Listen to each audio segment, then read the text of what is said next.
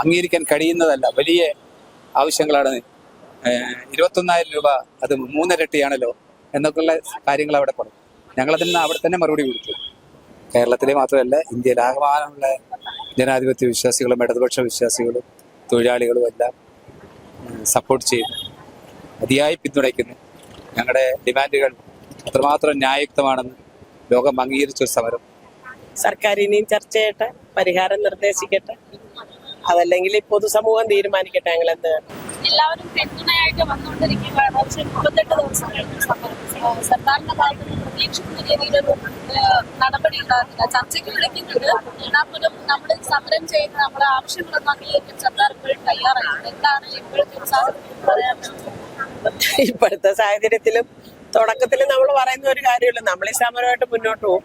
നമസ്കാരം. 39ാമത്തെ ദിവസത്തിലേക്കാണ് ആശാ വർക്കർമാരുടെ സമരം എത്തിയിരിക്കുന്നത്. ഈ 39ാമത്തെ ദിവസം സമരം എന്നത് നിരാഹാരത്തിലേക്ക് അടക്കം എത്തിയിരിക്കുകയാണ്. ഇപ്പോഴും സർക്കാരും രണ്ട് സർക്കാരും, കേന്ദ്ര സർക്കാരാണെങ്കിലും സംസ്ഥാന സർക്കാരാണെങ്കിലും പരസ്പരം അങ്ങോട്ടും ഇങ്ങോട്ടും പഴിചാരുന്ന ഒരു നടപടിയാണ് ഉണ്ടാകുന്നത്. ഇവരുടെ ആവശ്യങ്ങളോ അവകാശങ്ങളോ ഒന്നും തന്നെ ഇതുവരെ അംഗീകരിച്ചിട്ടില്ല. കഴിഞ്ഞ ദിവസം നടന്ന ചർച്ചയിൽ പോലും സമരം അവസാനിപ്പിച്ച് തിരികെ ജോലിയിലേക്ക് കയറുക എന്നത് മാത്രമാണ് പറഞ്ഞിരുന്നത്. ഇന്നിപ്പോ ഇവിടെ നിരാഹാര സമരം തുടങ്ങി ാണ്. ഇതിന്റെ ഭാഗമായിട്ട് പ്രതിപക്ഷ MLA-മാരടക്കം ഇന്ന് ഇവിടെ എത്തിയിരുന്നു. VD സതീശൻ ഉൾപ്പെടെയുള്ള പ്രതിപക്ഷ നേതാവ് ഉൾപ്പെടെയുള്ള നിരവധി ആളുകളാണ് ഇവിടെ എത്തി ഇവർക്ക് കൂടെ ഉണ്ടാകുമെന്നുള്ള ഉറപ്പ് നൽകിയിരിക്കുന്നത്. നിരന്തരമായി മുഖ്യമന്ത്രിയോടും അല്ലാതെ പ്രതിപക്ഷ നേതാവും അതുപോലെ തന്നെ പ്രതിപക്ഷ MLA-മാരും ഒക്കെ ഇവരുടെ അവകാശങ്ങൾ നൽകണം, അവർക്ക് അർഹതപ്പെട്ട പണം ശമ്പളമായി നൽകണം എന്നുള്ള ആവശ്യങ്ങൾ ഉന്നയിച്ചു കൊണ്ടിരിക്കുകയാണ്. അപ്പോഴും ഇതിനൊരു കൃത്യമായിട്ടുള്ള തീരുമാനം ഉണ്ടായിട്ടില്ല എന്നത് തന്നെയാണ് പറയേണ്ടിയിരിക്കുന്നത്. എന്തായാലും ഇവരുടെ സമരം അത് സർക്കാർ അംഗീകരിക്കുന്നത് വരെ തുടരും എന്ന് തന്നെയാണ് ഇവിടെ നിന്ന് ആശാ വർക്കർമാരും പ്രതികരിക്കുന്നത്. ഇന്നലെ രാഘവൻ സഖാവ് ഒരു പ്രസ്താവന നടത്തിയിരുന്നു ഒരു മീറ്റിംഗിൽ. അതായത് ഇവിടെ സമരം ചെയ്യുന്നവരൊക്കെ കൂലിക്ക് 500 രൂപ കൂലിക്ക് വന്ന് സമരം ചെയ്യുന്നവരാണ് പ്രസ്താവന.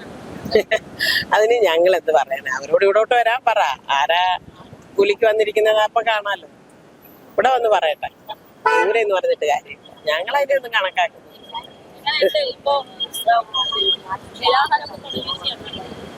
തുടങ്ങിയതല്ലേ ഉള്ളൂ, ആദ്യത്തെ ദിവസമല്ലേ, 2 ദിവസം കഴിയുമ്പോ പറയാം. ചിലപ്പം സമരം 38 ദിവസം പിന്നിട്ടിപ്പം 39ാമത്തെ ദിവസം നിരാഹാരം വരെ തുടങ്ങിയിരിക്കുകയാണ്. കാരണം നമ്മൾ പ്രതീക്ഷിച്ച ഒരു നടപടി സർക്കാരിന്റെ ഭാഗത്തു നിന്ന് ഉണ്ടാവുന്നില്ലല്ലോ. അപ്പൊ ഇനി എന്താണ്, ഇത് തുടരാൻ തന്നെയാണോ തീരുമാനം? സർക്കാർ സമ്മതിക്കുമെന്ന് തോന്നുന്നുണ്ടോ? അനിശ്ചിതകാല നിരാഹാരം തുടർന്നു. സർക്കാർ ഇത് അംഗീകരിക്കുമെന്ന് തോന്നുന്നുണ്ടോ? നമ്മുടെ ആവശ്യങ്ങളൊക്കെ കഴിഞ്ഞ ദിവസം ചർച്ച ചെയ്തപ്പോഴും സമരത്തിൽ നിന്ന് പിന്മാറണം എന്നുള്ള രീതിയിലാണല്ലോ പറഞ്ഞിരിക്കുന്നത്. സർക്കാരിന് അംഗീകരിക്കേണ്ടി വരും ഉറപ്പായിട്ടും.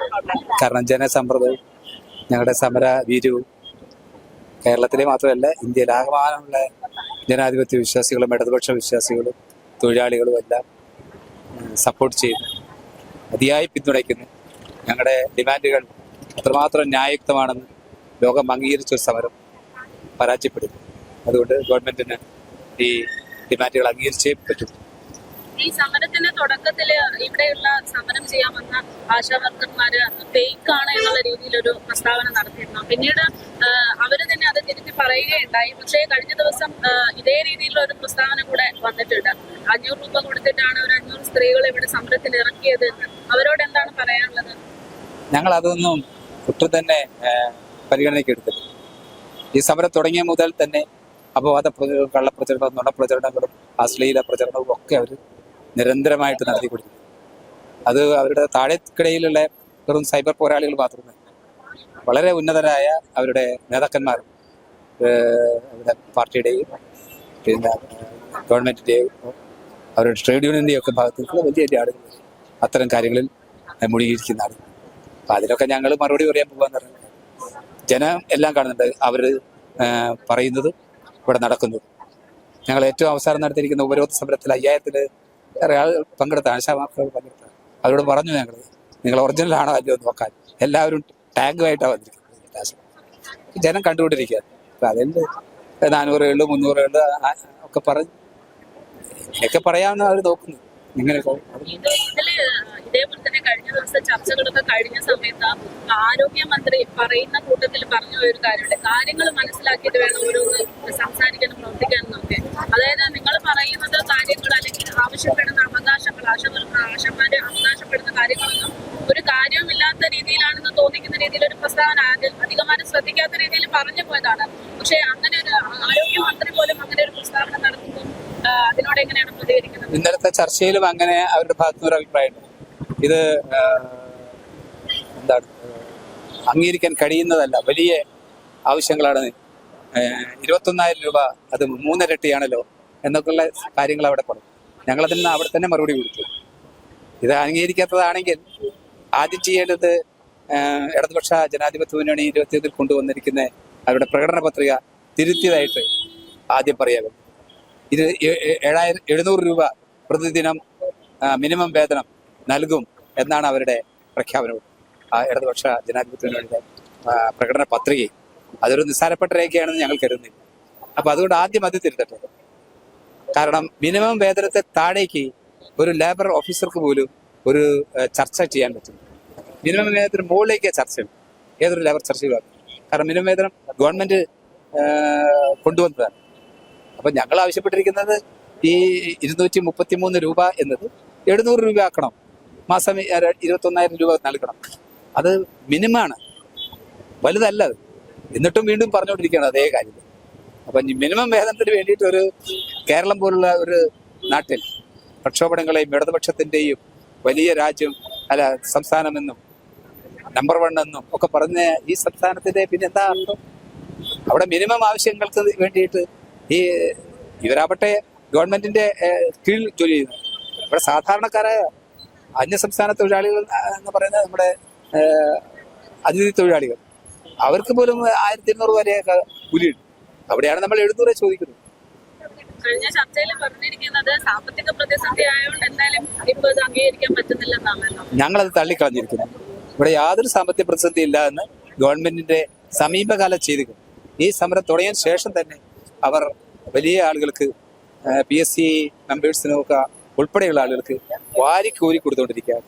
കാർ വാങ്ങാനും അതൊക്കെ നമ്മൾ കണ്ടുകൊണ്ടിരിക്കുന്നത് 100 കോടിയൊക്കെയാണ്. അപ്പോൾ ധൂർത്തിനും പിന്നെ അതുപോലെയുള്ള ആവശ്യങ്ങൾക്ക് അത്യാവശ്യമല്ലാത്ത എത്രയോ കാര്യങ്ങൾക്ക് അവർ വാരിക്കോരി ചെലവ് ചെയ്യുന്നു. അതുകൊണ്ട് ഈ നാട്ടിൽ ഏറ്റവും ദരിദ്രരും ഏറ്റവും ചൂഷണം അനുഭവിക്കുന്നതായിരിക്കുന്ന ഈ ആശാപ്രവർത്തകർ അവരിന്നലെ ചർച്ചയ്ക്കുള്ളിൽ ഇടയ്ക്ക് അവരവരുടെ മനസ്സ് തുറന്നു. ഞങ്ങളെ പിന്നെ 5 ആശാവർക്കന്മാരുടെ രാജ്യത്തെ ചർച്ച, അവർ 5 പേരും ഒരേ സ്വരത്തിലാണ് അവരുടെ തൊഴിൽ സാഹചര്യത്തെക്കുറിച്ച് ജീവിത സാഹചര്യത്തെക്കുറിച്ച് അവിടെ തുറന്നത്. പൊട്ടിക്കരഞ്ഞു പോയി. എന്താണ് ജീവിതം? വാടക വീട്ടിൽ എത്രമാത്രം ബുദ്ധിമുട്ടാണ് ജീവിക്കുന്നത്. അപ്പൊ അത്രയും ബുദ്ധിമുട്ട് അനുഭവിക്കുന്ന ഈ സ്ത്രീ തൊഴിലാളികളോട് അവർക്ക് കൊടുക്കുക എന്നുള്ളതാണ് ഒരു ജനാധിപത്യ ഇടതുപക്ഷ ഗവൺമെന്റിന്റെ പ്രാഥമിക കടമ എന്നാണ് ഞങ്ങൾ. അത് പ്രാഥമികമാണ്. അത് നിറവേറ്റുന്നതിൽ കാണിക്കുന്ന ശുഷ്കാന്തി ഇല്ലായ്മ മാത്രമല്ല, അതിനെ ഭർസിക്കുക, അതിനെ ചീത്ത വിളിക്കുക, അതിന് നേർക്ക് ആരോപണങ്ങൾ ഉന്നയിക്കുക, അശ്ലീലം വിളിച്ചു വരുന്നത്, ഇതാണ് നടത്തിക്കൊണ്ടിരിക്കുന്നത്. ഇത് ലോകം കാണുന്നുണ്ട് എന്ന് ഞങ്ങൾ ഇവർക്കൊരു മുന്നറിയിപ്പ്